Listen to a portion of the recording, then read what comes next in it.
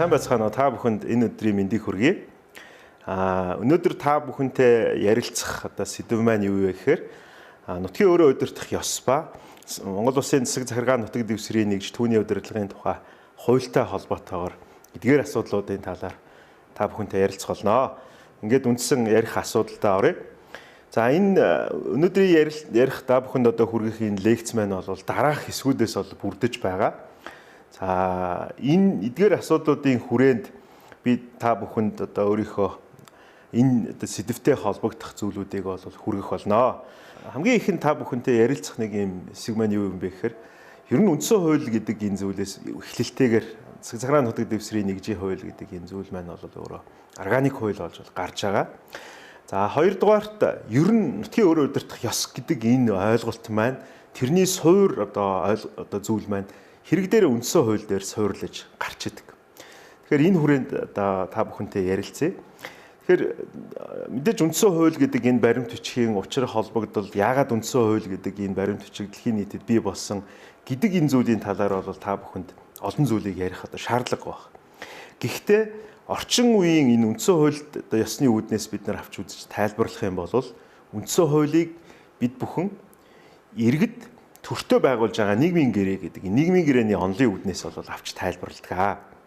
За энэ онлын үүднээс орчин үеийн үндсэн хуулиудыг бол бид бүхэн авч тайлбарлаж байна.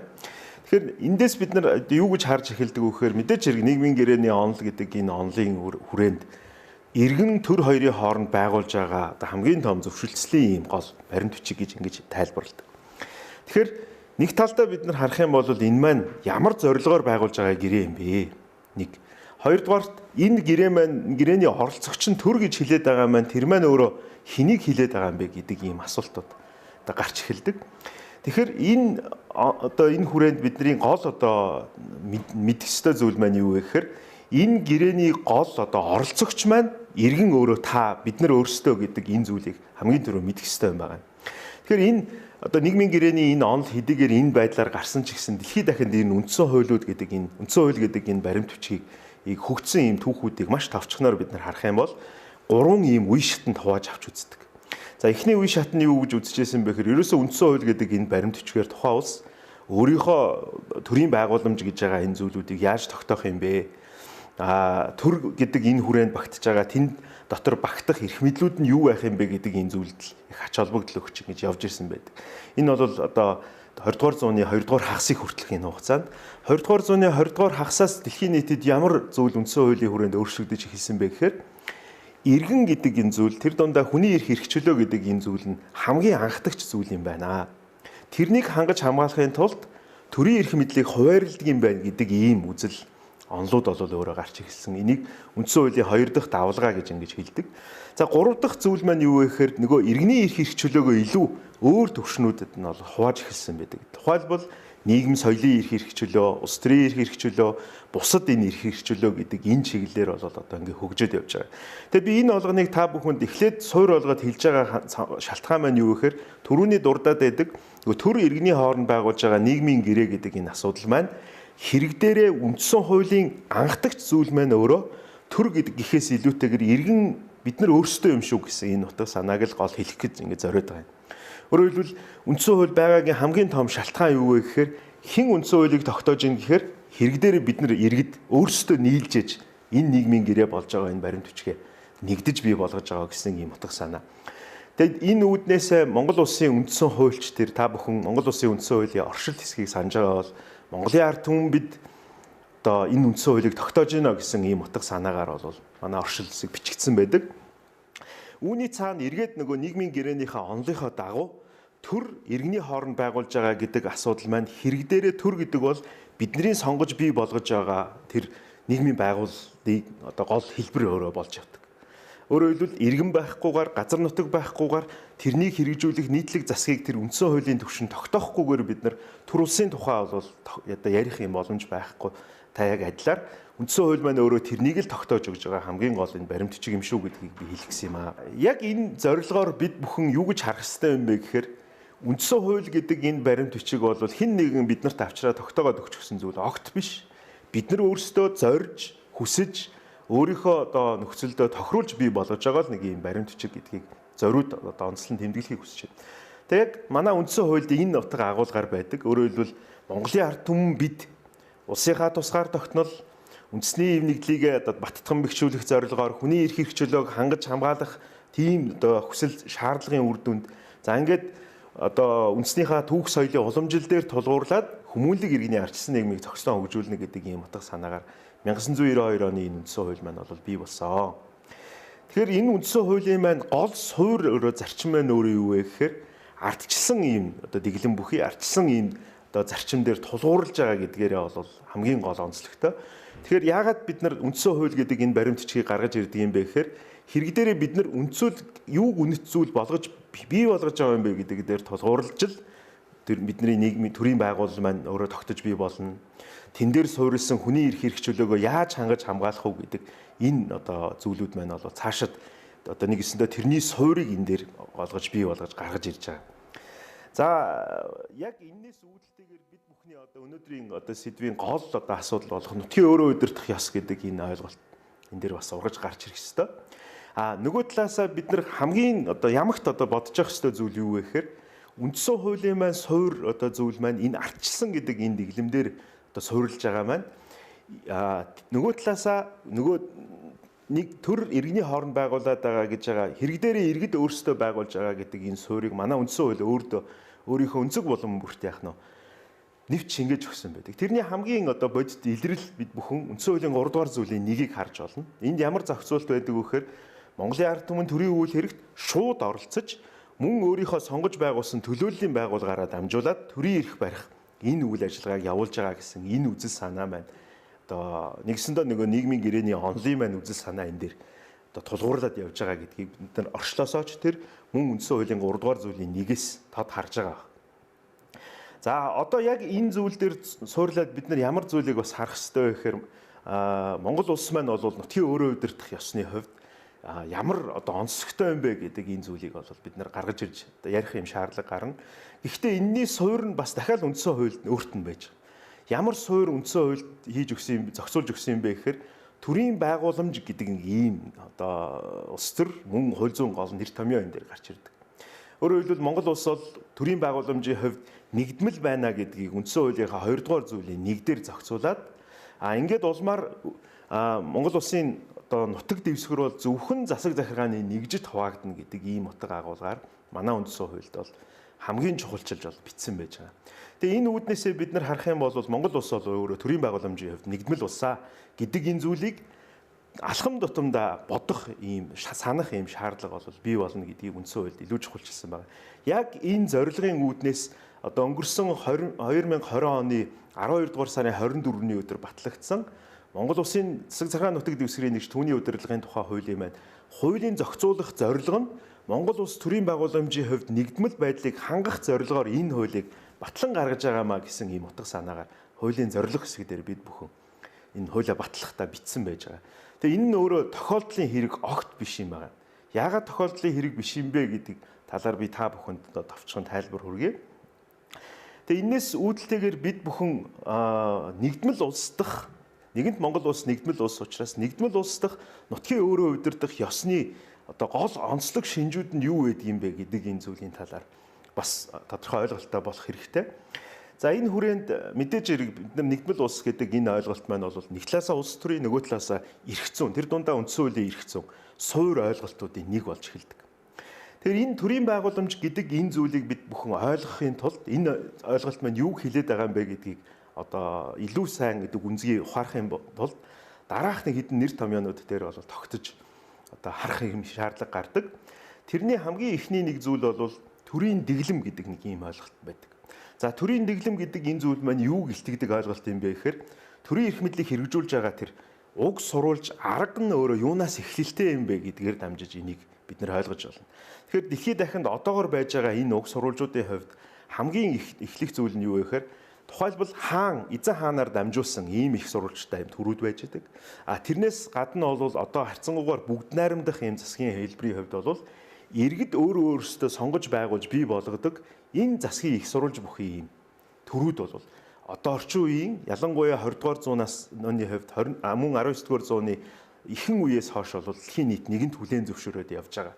За Монгол улсын түүхийг бид нар аваад үзэх юм бол бид бүхэн 1924 оныхаа анхны үндсэн хуулийг батлаад энэ үндсэн хуулиараа бол бүгд найрамдах засгийг одоо бий болгосон. Энгийнээр хэлэх юм бол хин нэгэн угсаа сурвалжтай хүн төрийн эрхийг бариад байх биш. Хэрэг дээрээ иргэд өстой нөгөө бидний энгийн үгээр хэлдгээр бол ардын хүүхэд төр болж барьж болдог. Энэ л төрийн байгууламжийг бид нар энэ дэглэмийг бол өөрөө сонгож аваад явж байгаа. За хоёр дахь нэг юм чухал нэр томьёо бол төрийн удирдлагын хэлбэрийн асуудал байж байгаа.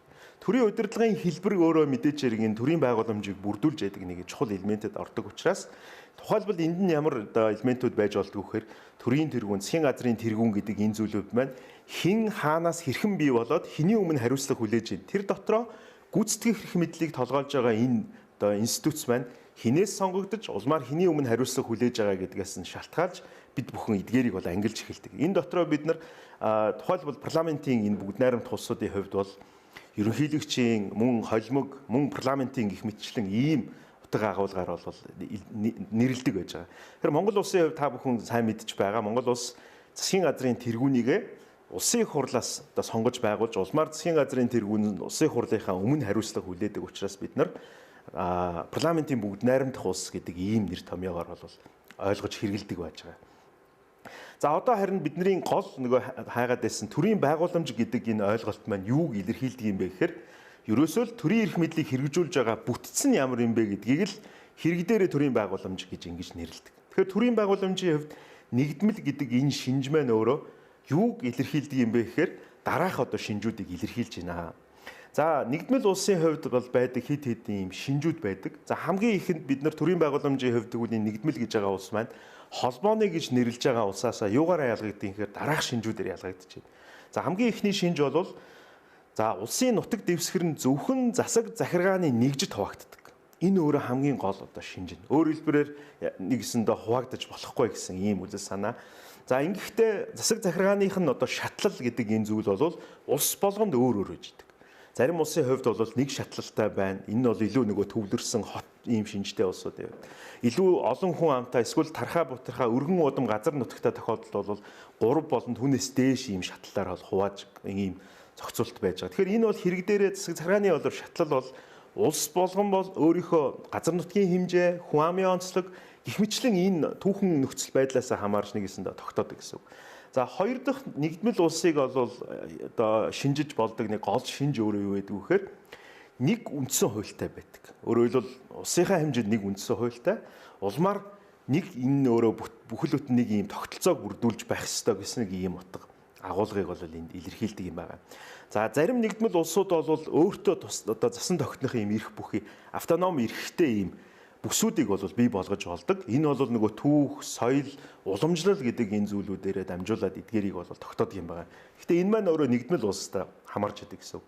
За дараагийн нэг шинж бол төрийн байгууллагын хувьд нэгдмэл ийм тогтолцоог өөрөө бүрдүүлсэн байхыг шаарддаг. Өөрөөр хэлэх юм бол энэ дотор нь нэг хууль тогтоох эрх мэдлийг хэрэгжүүлж байгаа институт, нэг гүйцэтгэх эрх мэдэлтэй улмаар нэг шүүхийн тогтолцоотой гэж. За энэ шинжүүдийг хангаж сая нэгдмэл ихнэ гэж. За дөрөв дэх нэг чухал шалгуур бол өөрөө татвар мөнгөний нэг тогтолцоотой гэж ингэж авч үздэг. Өөрөөр хэлбэл холбооны улсуудын хувьд бол холбооны хэмжээнд тусдаа захиргаа байдаг, улмаар тэнд татварын тогтолцоо нь өөр байдаг ч гэдэг юм уу. Тэгэхээр Монгол улсын хувьд бол яг энэ шинжийг та бүхэн бас эргээд жишээд бодоод үзээрэй. За тав дахь нэг шинж бол иргэний нэг харьяалалтай байх гэдэг ийм зүйл маань өөрөө нэгдмэл улсын гол чухал ийм шинж болж байдаг. Төрийн байгууламжийн хэлбэр юун дээр илүү үндэслэдэг юм бэ гэхээр нэг хил соёл, нэг соёл иргэншил, нэг шашин шүтлэг гэдэг энэ зүйлүүд дээр илүү уялдаж газар нутгийнхаа хувьд эдгээр зохион байгуулалтыг бол дэлхийд дахин хийж зохион байгуулж явж байгаамаа. Өөрөөр хэлбэл Монгол улс бол яг энэ шинжүүдээр шинжээд үзэх юм бол ямар ч тохиолдолд бид нар нэгдмэл улс гэдэг энэ шинжийг бүрэн хангаж авдаг. Тэр ч утгаараа Монгол улсын үндсэн хуулийн 2 дугаар зүйлийн нэгд өөрөөр хэлбэл хамгийн чухал гэдэг ийм зүйлээр Монгол улс төрийн байгууламжийн хувьд бол нэгдмэл улс юм а гэдэг энэ утга санааг бол гаргаж ирж үндсэн хуулиар зохицуулсан байдаг юм а.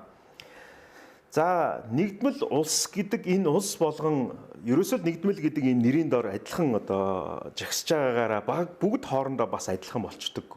Эдгээр нь өөр хоорондоо өөрийнхөө тодорхой шинжүүдээр ялгагдаж эхэлдэг. За энэ шинжүүдээр ялгадаг нэг одоо гол одоо шалгуур бол өөрөө ямар хэмжээнд төвлөрсөн юм бэ гэдгээс нь хамаарат эдгээрийг бол тогтоож болдог. Дараахан ийм шинжүүдээр одоо хувааж байна. Хамгийн ихнийх бол төвлөрсөн ийм шинжтэй нэгдмэл ус гэж. За энэ бол нутгийн өөрөө удирдах ёсны байгууллагатай одоо холбогдож эхэлдэг гэсэн. Өөрөөр хэлбэл эрх мэдлийг хаана хэрэгжүүлэх боломж болцоог нь олгож байна вэ гэдгээс нь хамаарат ингэж хувааж байгаамаа. За энэ төвлөрсөн улсуудын бол гол онцлог нь юу байдаг вэ гэхээр орон нутгийн засаг захиргааны удирдлагыг төвөөс нь шууд томилоод мөн чөлөөлөх ийм эрх мэдэлтэй байх гэдэг энэ зүйлээр бол энэ маань гарч ирдэг. Өөрөөр хэлбэл бие даасан харьцангуйгаар одоо төв засгаас л шууд хамааралтай байна гэж ингэж бид нэр ойлгож байна. Төвлөрсөн гэдэг одоо хамгийн ихний ийм шинж байгаа. Энэ одоо ангилал байж байгаа. Тэгэхээр энэ төвлөрсөн гэдэг энэ зүйл маань ямар гол одоо уцаг учиртай юм бэ гэхээр нэгдмэл улсын хувьд бол орон нутгийн засаг захиргааны байгууллагыг удирдах байгаа тэр удирдлагыг шууд төв засгаас нь томилдог, мөн чөлөөлдөг энэ эрх мэдлийг одоо өөр дээрээ хадгалж байгаа энэ хэлбэрийг ойлгож байгаа. Өөрөөр хэлбэл юм бол нэгдмэл улс бүхэн өөр хоорондоо нэгдмэл гэдэг учраас яг адилхан гэсэн үг. Огт биш. Чухам аль хэлбэрт нь илүү багтаж байна вэ гэдгээс нь хамаарат өөр өөр болж эхэлдэг.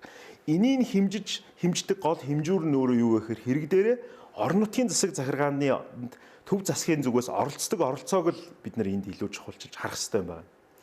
За хоёр дахь нэг зүйл бол төвлөрсөн бус гэдэг нэг юм ангилал байгаа. Өөрөөр хэлбэл нэгдмэл улс гэхдээ төвлөрсөн бус гэдэг нэг ийм ангиллаар. Тэгэхээр энэ ангиллаар авч үзэх юм бол орон нутгийн засаг захиргааны байгууллагыг удирдлагыг одоо төв засгаас биш тухайн одоо орон нутагт амьдарж байгаа иргэд өөрсдөө сонгож байгуулж томилдог нэг ийм одоо хэлбэрийг ойлгодог.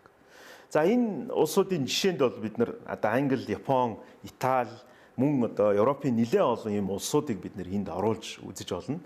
Өөрөөр хэлэх юм бол бид нар эндээс юу харж болох вэ гэхээр бид нар газар нутгийн түүх соёлын бусад уламжлалуудаас хамаарат энэ одоо төвлөрсөн бус уу гэдэг энэ сонголтуудыг хийн гэсэн үг. За гурав дахь нэг зүйл бол харьцангуй төвлөрсөн бус гэдэг нэг ийм ангилал гэдэг. Харьцангуй төвлөрсөн бус гэж. За яагаад ингэж ангилж байгаа юм бэ гэхээр энэ ангиллын гол шалгуур нь нутгийн өөрөө удирдах байгууллага төв засаг хоёр хоорондоо тодорхой төвшөнд оролцоотой байж хамтарсан байдлаар тэр удирдлагаа гаргаж ирж байгаа энэ хэлбэрийг энд ойлгож байгаа. За Монгол улс бол энд бол нэлээд төсөөтэй. Өөрөөр хэлэх юм бол гүйцэтгэх орон нутгийн удирдлагын төвшөнд шууд төрийг төлөөлж болох мөн тэр дотор орон нутгийн удирдлагын хүрээнд гүйцэтгэх эрх мэдлийг хэрэгжүүлж болох энэ субъект болох засаг даргыг бид бүхэн иргэдийн хурлаас нь санал олгоод дээдчдний засаг дарга ерөнхий сайдаас томилж ингэж бий болгодог. Тэгэхээр Монгол улсын өмнө өөрийн сонгож авсан өвөрмөц онцлог маань бас энэ дээр бас оршиж байгаа. Энэ ч үүднээсээ нөгөө нутгийн өөрөө удирдах ёсыг төрийн удирдахтай хослуулах гэдэг энэ зарчмыг Монгол улсын үндсэн хуульд бичиж өгсөн бас тохиолдлын хэрэг огт биш юм байгаамаа. Зарим одоо засаг захиргааны нэгжийнхээ хувьд тусгай тодорхой эрхүүдийг өгч болдог гэж. Энэ илрэл нь юугаар дамжиж гарч ирдэг юм бэ гэхээр автоном эрх байдлаар энэ эрхүүдийг бол олгох юм тодорхой засаг захиргааны бүтцийг бол бий болгодог гэж байгаа. Энэ тэгтээ бүтц одоо ингэж гарч ирдэг хамгийн том шалтгаан бол өөрөө юун дээр тулгуурлдаг үг гэхээр тухайн улсын хувьд цөөнх болж байгаа хэсэгтээ зориулж эсвэл түүх соёл уламжлалын хувьд эдгээрээс хамаарат бол ингэж тогтоодог юм байгаамаа. За Монгол улс бол энгийн нэгдмэл улсын юм одоо сонгодог жишээнд бол орж болно. Өөрөөр хэлбэл засаг захиргааны нутаг дэвсгэрийнхаа нэгжийн хувьд бол аймаг нийслэл сум дүүрэг нь бол яг л ижил гэдэг ийм байдлаар тэр нь хаана байрлаж байгаагаас үл хамааран ижил байдлаар зохицуулж байгаа гэдэг ийм утга агуулга бас одоо байдаг юм аа. За дараагийн бидний нэг чухал ярих ёстой зүйл юу вэ гэхээр нутгийн өөрөө удирдах одоо байгууллагын хувьд биднэрт хамгийн одоо чухал одоо яригдах нэг гол одоо асуудал бол эрх мэдлийг хэрхэн ямар төвшөндөө яаж хуваарлж ийн вэ гэдэг нэг юм гол санаа үзэл санаа авчдаг. Хэрэг дээрээ төрийн удирдлага болон төрийн орон нутгийн удирдлагын одоо тогтолцоо яаж бүрдсэн бэ гэдгээс нь хамаарат эдгээр одоо ойлголт нэр томьёонууд бол гарч ирж байгаа юм. Та бүхэн бол өмнө нь сонсч байсан бах төвлөрлийг сааруулах гэдэг нэг ийм нэр томьёо. Мөн төвлөрлийг сааруулах маш олон төрлийн бодлогуудыг Монгол улсын одоо төрийн зүгээс бол бодлогын баримт бичгүүдээр мөн хуулиудаар дамжуулаад ингээ хийгээд явж байгаа. Тэгээ эцсийн дүндээ эдгээр нийгмийн харилцааг зохицуулах тэр боломжуудыг төв засагтай бүгдийг төвлөрүүлээд байна уу эсвэл орон нутгийнхаа төвшин тодорхой хүрээнд өгж гин үү гэдгээс нь хамаарат энэ ойлголтууд маань бол гарч ирж байгаа. Тэгээ энд зайлшгүй дурддагдах ёстой нэг хэд хэдэн нэр томьёо байгаа юм. За мэдээж бол decentralization гэдэг нэг ийм нэр томьёо яригддаг. Тэгээ энэ нутаг санаа бол төвлөрлийг сааруулах гэдэг нэг юм гол агуулгаар цаашаа ингэж баяждаг. За нутгийн удирдлагын энэ шинтгэл гэдэг энэ зүйлүүдийг бид нэр одоо өнгөрсөн хугацаанд бол мэдээ олон хугацаанд та бүхэн ярьж ирснийг та бүхэн мэдж байгаа. Гэтэл өөрийнхөө өдөр тутмын ажил амьдралыг шийдэх эрхийг хуулиар тодорхой түвшинд олгохгүй тэрний төв засагтаал бүгдийг бариад байх юм бол одоо тэнд хамгийн их төвлөрөл өөрөө бий болж эхэлдэг. Улс орон болгоны нутгийн өөрөө удирдах ёс харилцан адилгүй байдгийн хамгийн гол том шалтгаан юу вэ гэхээр нутгийн өөрөө удирдах ёс гэдэг нэрээр л дэлхийн бүх улсууд яг адилхан гэж бол хэлж болохгүй. Яагаад энэ эдгээрийг адилхан гэж нэрлэж болохгүй вэ гэхээр эрх мэдлийг хэрэгжүүлж болох тэр бодит эрх чадварыг хуулиараа дамжуулаад хаанаа өгсөн бэ гэдгээс нь хамаарат төвлөр саарсан гэдэг энэ ойлголт нэр томьёогоор бол хэрэглэж ярьдаг юм байнамаа. Нутгийн өөрөө удирдлах байгууллага гэдэг энэ байгууллагын ялангуяа нутгийн өөрөө удирдлагын эрх зүйн шинтгэл гэдэг энэ зүйлийг ямар зүйлээр нь дамжуулж хийсэн гэж үздэг вэ гэхээр энэ төвлөрлөө бид нар ямар төвшөнд нь аль асуудлуудаа өгсөн бэ гэдгээр нь дамжуулж бид нар хэмжих юм боломжтой байж. За Монгол улсын хувьд бол 1992 оноос хойш шинэ үндсэн хуулийн үзэл баримтлалын дагуу засаг захиргааны нутаг дэвсгэрийн нэгжин гэдэг энэ хуулийг одоогийн 2020 онд баталсныг оруулах юм бол 3 удаа энэ хуулийг шинжилсэн хариулгын төвшөнд бол баталсан. Энэ болгонд төвлөрлийг бид нар хаана барьж исэн бэ гэдгээр нь дамжуулаад эдгээр хуулиудыг бид нар бол ангилж харах юм бүрэн болцоо бол байж байгаа. Тэгээ энэ төвлөрөл гэдэг энэ дотор төвлөрлийг сааруулах, мөн саармагжуулах гэдэг ийм энэ ойлголтууд бол давхар яригдж байгаа. Тэгэхээр энэ хэрхэн яаж одоо хэрэгждэг юм бэ гэдэг талаар би та бүхэн дараах жишээн дээр ярилцъя. За нэгдмэл улсын хувьд бол одоо холбооны улсаас гол ялгагдж байгаа зүйл маань өөрөө юу байдг вэ гэхээр нэгдмэл улсуудын хувьд энэ одоо эрх мэдлээ ямар замаар дамжиж авдаг юм бэ гэхээр хамгийн гол зүйл бол мэдээж хэрэг үндсэн хуулийнхаа нэг үндсэн хуультай учраас тэр үндсэн хуультай төрийн байгууллага гэдэг энэ зүйлээ бол нэг тогтолцоо байдгаар бид нар одоо зохицуулдаг талаар өмнө нэгдмэл улсын шинжээр та бүхэнд бол би хэлсэн. Тэгээ яг энэ одоо дарааллаараа нэгсэндөө нэгдмэл улсын хувьд төр маань өөрөө бодлогын төвшөнд ямар асуудлуудыгаа орон нутгийн төвшөнд өгөх вэ гэдэг энэ зүйлийг хууль тогтоох замаар мөн үндсэн хуульдаа хүлээн зөвшөөрөх замаар эдгээрийг бол өөрөө тогтоож өгч байгаа. Үүгээрээ бол гол ялгаатай. Нэг үгээр хэлэх юм бол холбооны улсаас нэгдмэл улсын хувьд гол ялгагдж байгаа зүйл нь үндсэн хуулийнхаа төвшөндөө ямар хэмжээнд төвлөрүүлж болох вэ? Эсвэл тэрнийг одоо илүү уян хатан байдлаар бусад хуулиудаар буюу органик хуулиараа шууд зохицуулах хэлбэрээр шийдэж байна. Эсвэл үндсэн хуулиндаа тодорхой асуудлуудыг нэлээн их зохицуулах хэлбэрээр ингэ шийддэг.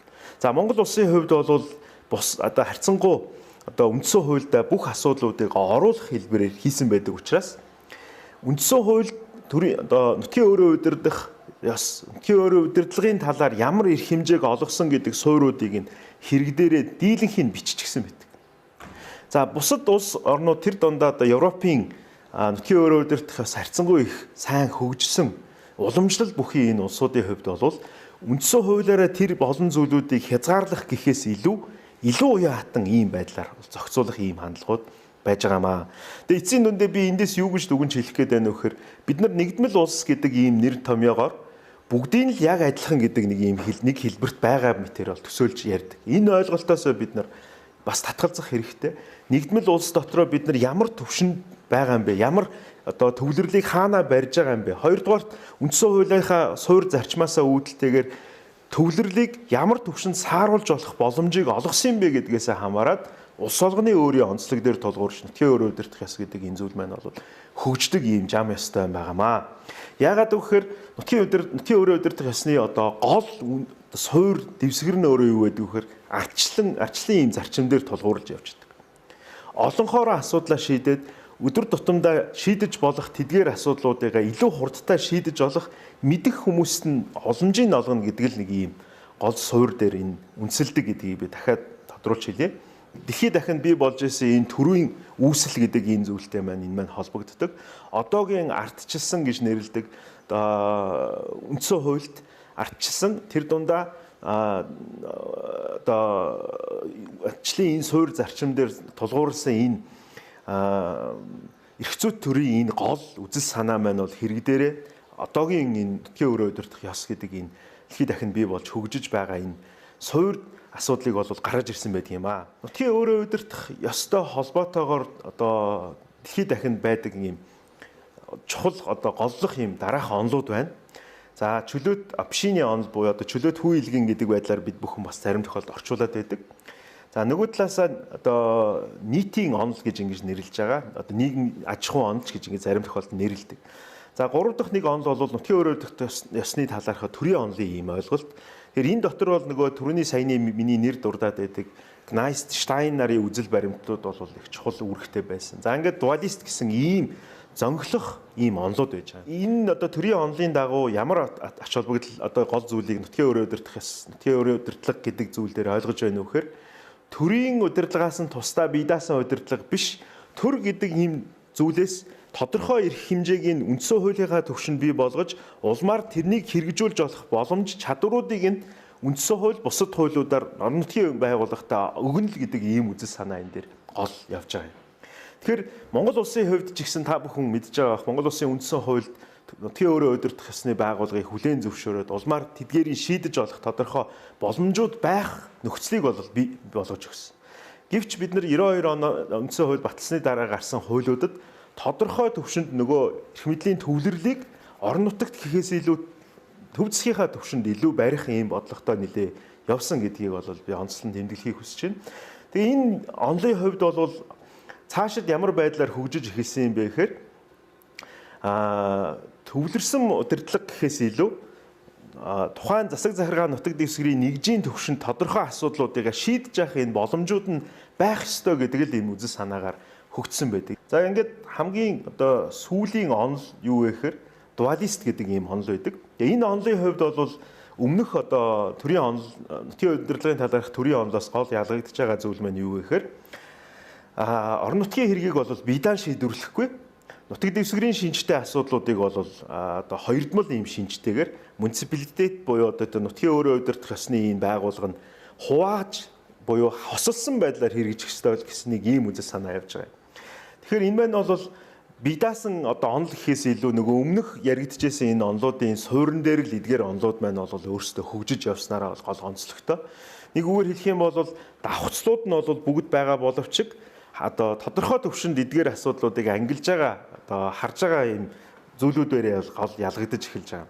Тэг ингээд ихлээр энэ онолын дагуу бол бид нар нутгийн өөрөө удирдах ёс гэдэг энэ ойлголтын хүрээнд дээрх онолуудаас үүдэлтэйгээр дараах ийм гол шинжүүдийг хангаж байвал сая тэнд нутгийн өөрөө удирдах ёс оршиж ийн гэж ингэж үздэг ийм нөхцөл бол бий болсон.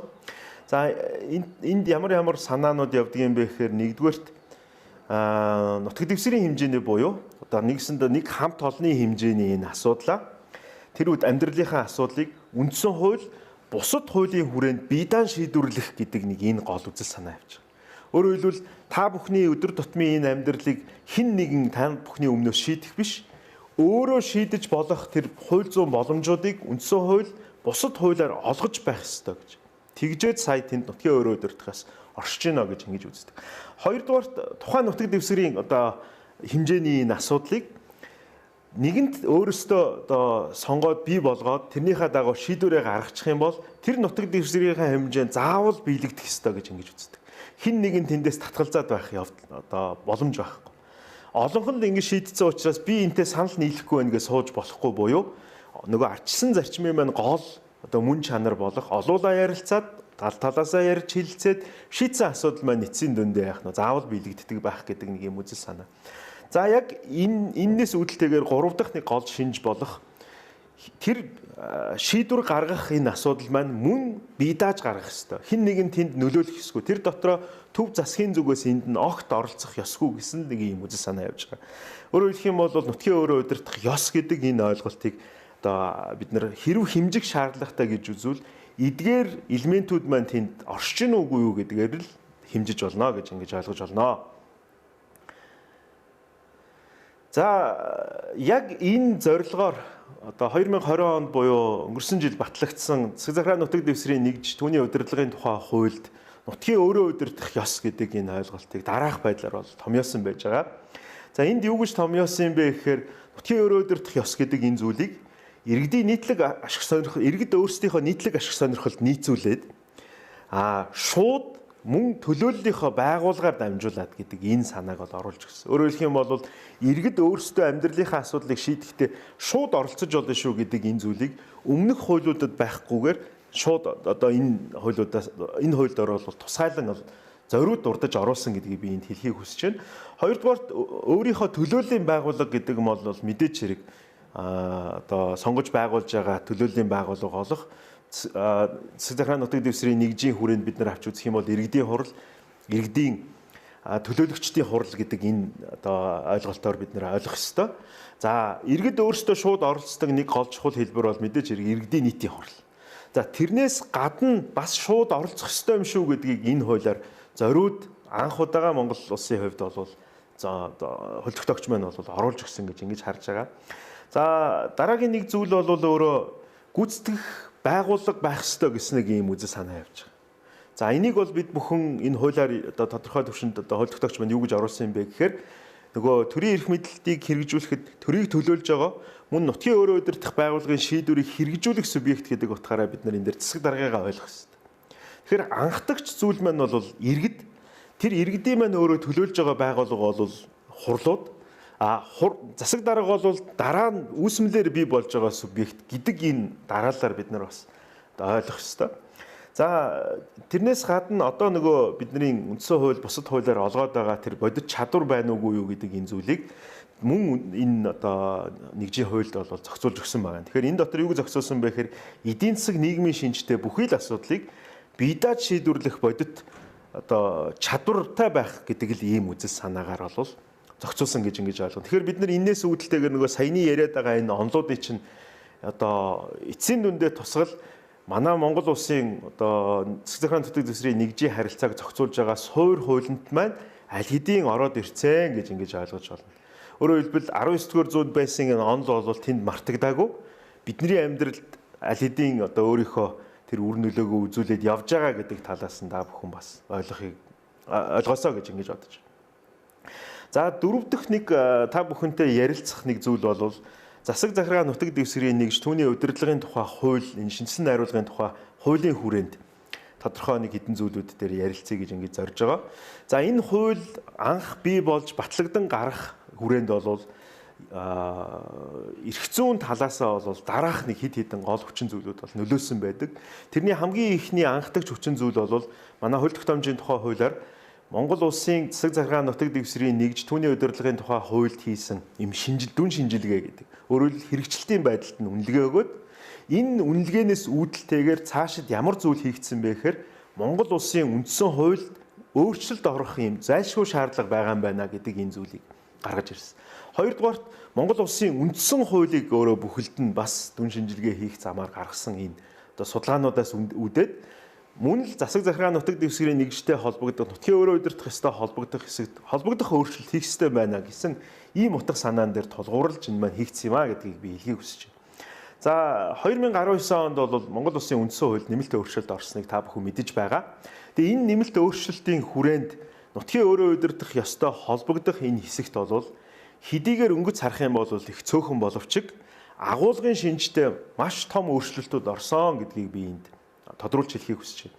За, тэрний нэг нь өөрөө Монгол улсын үндсэн хуулийн 59-р зүйлийн 2-д орсон ийм нэмэлт мөн өөрчлөлт байж байгаа.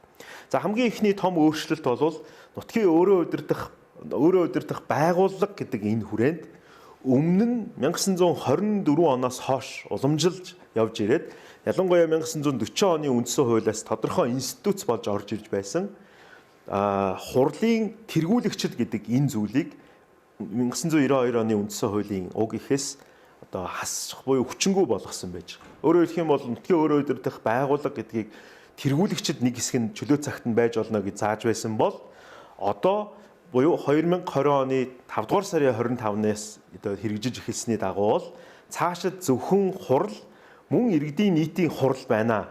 Төлөөлөгчдийн болон иргэдийн нийтийн хурлал нутгийн өөрөө удирдах байгууллага байна шүү гэдэг энэ үзэл санааг бол зохицуулсан байж байгаа.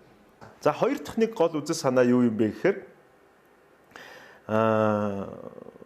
аймаг нийслэл сум дүүргийн иргэдийн төлөөлөгчдийн хурал нь хуулиар тогтоосон хязгаарын хүрээнд өмчийн удирдлагыг мөн татварын хувь хэмжээг тогтоож болно гэдэг нэг юм үзэл санааг бол оруулсан юм байна. Тэгэхээр энэ үзэл санаа маань юун дээр тулгуурлаж өөрөө бий болсон юм бэ гэхээр нөгөө одоо өмнө бидний түрүүнд дурдаад байсан нэг онлуудаас бас үүдэлтэй гэж ингэж нэг талаараа хэлж болно. Нөгөө талаасаа нутгийн өөрөө удирдах байгууллага гэдэг энэ одоо нутгийн өөрөө удирдах ёс гэж байгаа энэ зүйл маань өөрөө бүхэлдээ төрөөсөө ялгаатай юм шүү. Хоёрдугаарт тэр одоо институц өөрөө нэгэнт бий болж байгаа учраас тэр нь өмчтэй байна. Мөн татварын хувь хэмжээ тогтоож болохын хууль зүйн бодит боломжийг үндсэн хуулийн түвшинд бол гаргаж өгсөн гэж ингэж хэлж байна. За 3 дахь нэг том өөрчлөлт бол нутгийн өөрөө удирдах байгууллагын чигүүрэг тэрний төсвийн харилцааны эрх зүйн үндсийг тухайн одоо засаг захиргааны нутаг дэвсгэрийн нэгжийн маань нийгмийн амьдрал, эдийн засгийнх нь онцлогтон тохируулж өөрөө тогтоож болох ийм хууль зүйн боломжийг үндсэн хуулийн түвшинд бол бий болгож өгсөн. Өөрөөр хэлбэл тухайн одоо газрын хүн ам, эдийн засгийн нэргэлт, бусад энэ олон хүчин зүйлүүдээс нь шалтгаалаад яг ижил нэг төсвийн харилцаа, төсвийн их усүртэй байх гэхээс илүү бусад хууль зүйн нэмэлт боломжуудыг цаашид бодлогын түвшинд хууль тогтоогч маань өөрөө бүрэн шийдвэрлээд явах үндсэн хуулийн боломжийг нэгэсэндээ нээж өгсөн гэж ингэж ойлгож байна. Тэгэхээр эдгээр энэ нэмэлт өөрчлөлтүүд маань хэрэг дээрээ Монгол улсын засаг захиргаа нутаг дэвсгэрийн нэгж түүний удирдлагын тухай хуулийг бол шинжилэн найруулахын төвшөнд батлан гаргах нэг одоо хууль зүйн бас боломжийг өөрөө одоо шаардлагыг нэгэсэндээ бий болгосон гэж ингэж ойлгож байна. За нөгөө талаасаа бид нар өнгөрсөн хугацаанд Монгол улсын үндсэн хуульд одоо өөрт нь байсан дараахын нэр томьёог бас их бүрэн гүйцэд ойлгож хэрэгжилж ирээгүй юм байна гэсэн ийм дүгнэлтийг түрүүний миний нэр дурдаад байгаа засаг захиргааны нутаг дэвсгэрийн нэгж түүний удирдлагын тухай хуульд хийсэн энэ дүн шинжилгээний хүрээнд бол гаргаж тавьсан байдаг.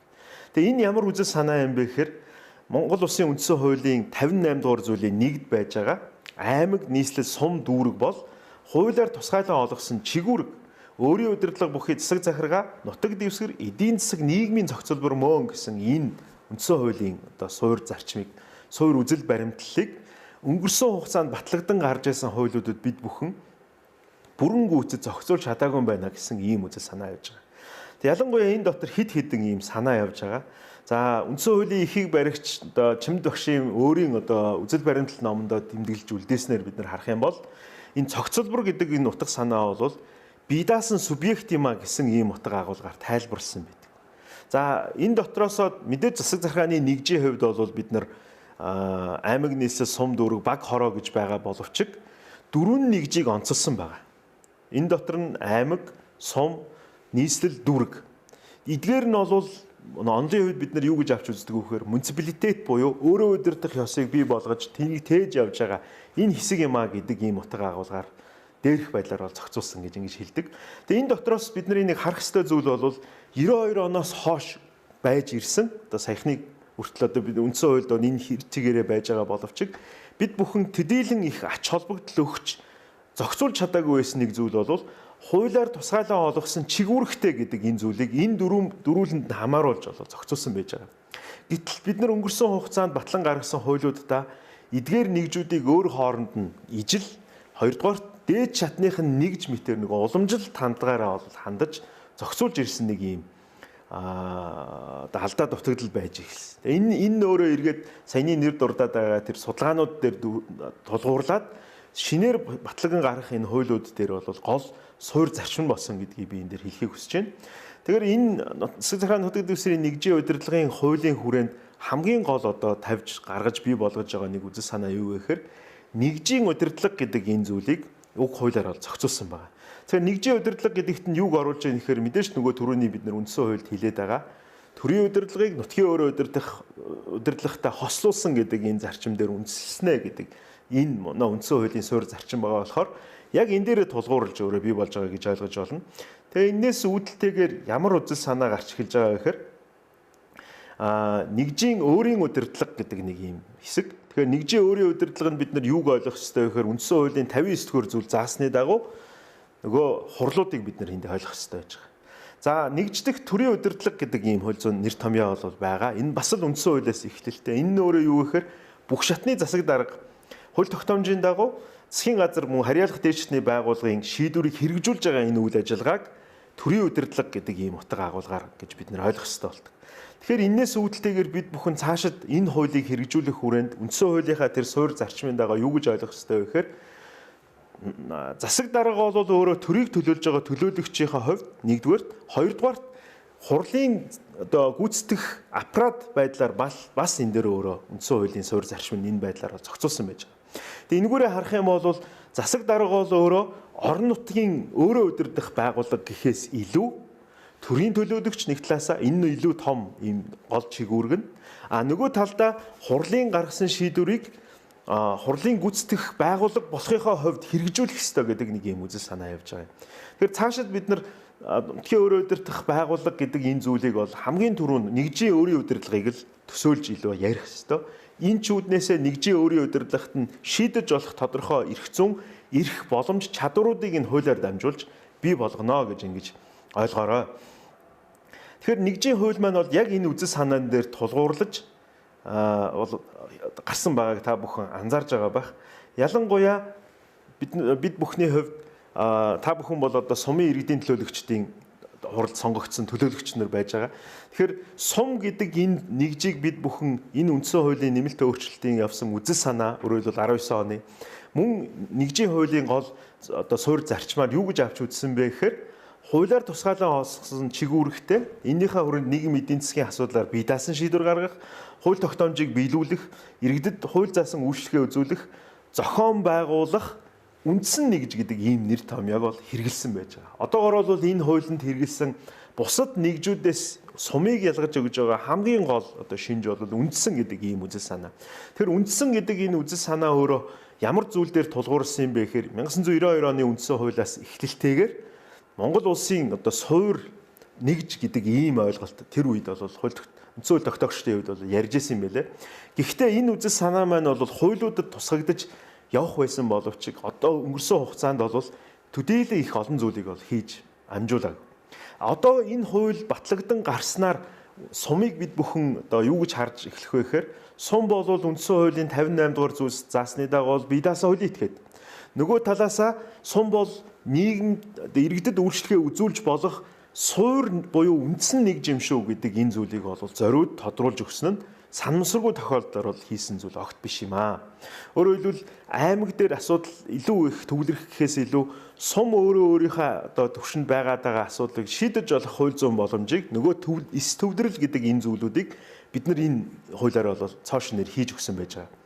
Тэгээ ингээд үзэх юм бол бид бүхэн Монгол улсын засаг захиргааны нутаг дэвсгэрийн нэгж гэдэг энэ зүйл бол нэгдмэл улсынхаа суурь зарчим дээр тулгуурлаж байгаа боловч нэгдмэл улс дотроо чухам аль төвшөнд вэ гэдгээс нь хамаарат бид нар харах ёстой. Мөн энэс гадна бид нар удирдлагын буюу шийдвэр гаргаж болох тэр эрх боломжийг ямар төвшөнд төвлөрлийг сааруулсан бэ гэдгээр нь дамжуулаад бид нар эдгээрийг бол хэмжих ёстой байгаамаа гэдгийг хэлье. Тэгээ эндээс үүдэлтэйгээр одоо хамгийн сүүлд та бүхэнд хэлэх гэсэн нэг зүйл юу вэ гэхээр энэ хуулиар цоо шинээр одоо бий болгосон байгаа нэг гол зүйл бол орон нутгийн чигүүрэг гэдэг нэг ийм нэр томьёо байгаа. Гэхдээ энэ нь бол цоо шин нэр томьёо гэхээс илүү 1992 оны үндсэн хуулийн 58 дугаар зүйлээс эхлэлтэйгээр байсан мөн 59 дугаар зүйл тэрнийг тодруулж оруулж ирсэн баг та бүхэн сая харсан баг. Тэгэхээр манай үндсэн хуулийн суурь зарчим маань яг л нөгөө нутгийн өөрөө удирдах ёсны тэр төрийн онолууд дээр тулгуурлаж гарсан энэ үзэл санаан дээр тулгуурлаад одоо энэ 92 онд бол бичигдсэн. Харамсалтай нь бид нар өнгөрсөн хугацаанд энэ орон нутгийн чигүүрэг гэдэг энэ зүйлийг төдийлөн их ярих гэхээс илүүтэйгээр төвлөрлийг нь төв засгийнхаа төвшөнд бүгдийг барих ийм хэлбэрээр явж ирсэн гол асуудал байгаа. Тэгэхээр энэ шин гэхээс илүү байх хэрэгжүүлэх ёстой гэдэг энэ бодлогын асуудлаа одоо Монгол улсын хувьд доод төвшөнд буюу засаг захиргааны нутаг дэвсгэрийнхаа нэгжийн төвшөнд бол өгж байгаа гэдэг ийм талаар нь бид нар харж байна. Энэ бол мэдээж хэрэг бодит энэ талаар шийдвэр гаргах бодит боломж гэдэг талаас нь та бүхэн бас хараасай. Тэгээ ингээд энэ хуулинд бол хид хідэн ийм уялдаа холбоотой ийм ойлголтууд байгаа. Хамгийн эхнийх нь бол орон нутгийн чигүүрэг гэдэг ийм 20 дугаар зүйлийг та бүхэн хараасай гэж ингэж бодож байгаа. Энэ 20 дугаар зүйлд юу ерөнхий суурь болгож бичсэн юм бэ гэхээр бүх засаг захиргааны нутаг дэвсгэрийн нэгжүүдийн төвшөнд ямар чигүүргүүдийг буюу ямар нийгмийн эдийн засгийн шинжтэй шийдвэр гаргаж болох юм бэ буюу бодит ажлуудыг нь хуваарлаж байгаа хамгийн ихний юм зүйл. Энийг бол тодорхой одоо төвшөнд шаардлагатай бол төв засаг бол хизээч хураагаад авч болно. Мөн нэмж ямар ч зүйлүүдийг өгч болно. Дахиад нөгөө төрийн онол дээр тулгуурлаж энэ маань хийгдэж байгаа. За хоёр дахь нэг бидний харах ёстой зүйл бол мэдээж сумын төвшөнд бид нар аймаг ямар чиг үүрэг хэрэгжүүлж байгаа юм бэ гэдэг энэ зүйлийг бол бас давхар харж явах ёстой. Өөрөөр хэлбэл энэ хуулийн маань одоо хамгийн гол зорьсон зүйл юу вэ гэхээр нутгийн өөрөө удирдах ёсны энэ орон нутгийн энэ чиг үүргүүдийг хуваарлахад баримтлах суурь зарчмуудыг энэ хуульд бол бас оруулж өгсөн. Энэ зарчмын хамгийн анхдагч одоо зарчим нь юу байсан бэ гэхээр иргэдэд хамгийн ойр үйлчлэгээ үзүүлж байгаа зүйлд нь тохирох чиг үүргүүдийн нөгёо л гэдэг ийм зарчим дээр өөрөөр тулгуурлаж хийгдсэн. За одоогоор бол сум суурь буюу үндсэн нэгж гэдэг ийм агуулгаар хууль маань өөрөө зохицуулсан учраас сумын шийдвэрлэж болдох энэ асуудал маань бол өмнө байж ирснээс бол харьцангуй нэмэгдсэн гэж ингэж та бүхэн харж байна. Дагаад бид нар энэ дээр юу харах ёстой вэ гэхээр хариуцлага гэдэг энэ зүйл нь дагаж нэмэгдэж байгаа. Та бүхэн шийдвэр гаргах бодит боломж нь олдож байгаа боловч гаргах шийдвэрээ иргэдийнхаа, оршин суугчдынхаа нийтлэг ашиг сонирхол дээр тулгуурлаж гаргах ёстой гэдэг үүрэг бас давхар очиж байгаа гэдгийг бодох хэрэгтэй. Нөгөө талаасаа нэгдмэл улсын хувьд ямар ч тохиолдолд хизээч алга болдгүй нэг зүйл бол өөрөө төв засгийн зүгээс хяндаг энэ хяналт гэдэг энэ зүйлийг бид нар бас мартаж болохгүй. Үгж болно одоо гисэн хэдий боловч тэрнийг мэдээж буцаагаад авах эрх нь бол төр дээрээ байж байгаа үндсэн хуулийнхаа дагуу. Улмаар тэрнийг ямар ч тохиолдолд хянах тэр хууль зүйн боломжууд нь бас байж байгаа гэдгийг бас та бүхэн бодох ёстой. За дөрөв дэх нэг гол бидний мэдэх ёстой энэ хууль дээр заавал одоо хооронд нь холбож хэрэглэх ёстой зүйл юу вэ гэхээр нэгжийн удирдгаар төлөөлөн гүйцэтгүүлж болох төрийн чиг үүрэг гэдэг ийм хууль зүйн нэр томьёо бол шинээр бий болсон. Энэ нэр томьёоны цаана бид нар цоо шин зүйлүүдийг бас л дахиж гаргаж ирээгүй.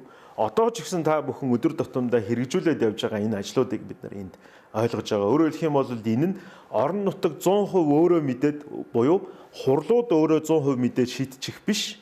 Энэ төв засгаар тэр дундаа засаг даргаараа дамжуулж одоо орж ирж байгаа энэ ажлууд гэдэг ийм байдлаар ийм жагсаалтууд бас байгаа гэдгийг би зориуд тодруулж хэлхийг хүсэж байна. Тэгээ ингээд эцсийн дүндээ би та бүхэнд энэ одоо хуультай холбоотойгоор одоо юу хэлэх гээд байна вэ гэхээр нэгжийн хууль бол та бүхэнд шин боломж мөн үндсэн хуулийн 92 оноос хойш явж ирсэн энэ үзэл баримтлалыг та бүхэнд бодитоогоор шийдэж болох хамгийн анхны магадгүй 92 оноос хойш шийгдсэн хамгийн бага одоо төвлөрсөн одоо буюу төвлөрлийг нэлээд өндөр түвшинд сааруулсан ийм анхны хууль байж байгаа.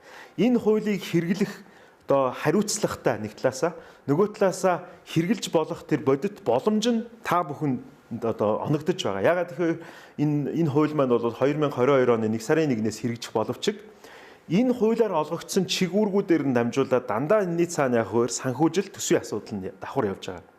Тэгэхээр цаашид одоо сумын иргэдийн төлөөлөгчдийн хувьд хамгийн түрүүнд бодох ёстой зүйл юу вэ гэхээр тухайн сумынхаа нийтлэг ашиг сонирхолд нийцүүлээд өөрт олгогдсон байгаа энэ бодит боломж чадваруудаа хариуцлагатайгаар мөн ухамсартайгаар мөн өөрсдийнхөө ашиг сонирхлын төлөө одоо хэрэглэх гэдэг үүрэг оногдож байгаа гэдэг утгаараа та бүхэн нэг талаас азтай мөн хариуцлагатай хүмүүсээ гэдгийг би зориулж тодруулж хэлхийг хүсэж байна. За ингээд та бүхэнд анхаарал хандуулсан явдал баярлалаа.